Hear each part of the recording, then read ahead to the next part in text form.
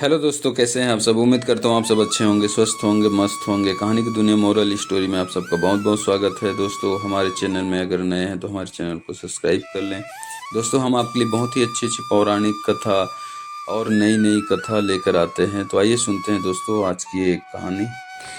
एक बार एक ऋषि ने सोचा कि लोग पाप धोने के लिए सभी लोग गंगा जाते हैं।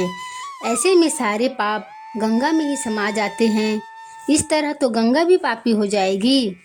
उस ऋषि ने यह जानने के लिए आखिर पाप कहाँ जाता है, तपस्या की।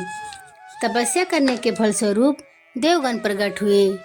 तब ऋषि ने उनसे पूछा कि गंगा में जो पाप धोया जाता है वह कहाँ जाता है। तब भगवान ने कहा कि चलो गंगा जी से ही पूछते हैं इस बारे में। ऋषि और भगवान दोनों ने ही गंगा जी से पूछा कि हे गंगे, सब लोग तुम्हारे यहाँ पाप धोते हैं, तो इसका मतलब क्या आप भी पापी हुई। तब गंगा ने कहा कि मैं कैसे पापी हो गई, मैं तो सभी पाप लेकर समुद्र को अर्पित कर देती हूँ। इसके बाद ऋषि और भगवान समुद्र के पास गए और उनसे पूछा कि हे सागर, गंगा सभी पाप आपको अर्पित कर देती है, तो क्या आप पापी हो गए। तब समुद्र ने कहा कि वो कैसे पापी हुआ, वो सभी पाप को भाप बनाकर बादल बना देता है। अब ऋषि और भगवान दोनों ही बादल के पास गए। उनसे पूछा कि हे बादल, समुद्र पापों को भाप बनाकर बादल बना देते हैं, तो क्या आप पापी हुए।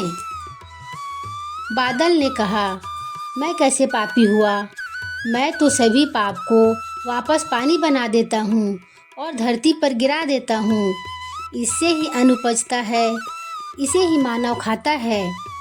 उस अन्न में जो अन्न जिन मानसिक स्थिति से उगाया जाता है और जिस वृत्ति से प्राप्त किया जाता है और जिस मानसिक अवस्था में खाया जाता है, उसी के आधार पर मानव की मानसिकता बनती है।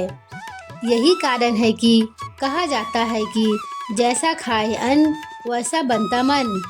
जिस वृत्ति से अन्न प्राप्त किया जाता है और जिस मानसिक अवस्था में खाया जाता है, वैसा ही विचार मानव का बन जाता है।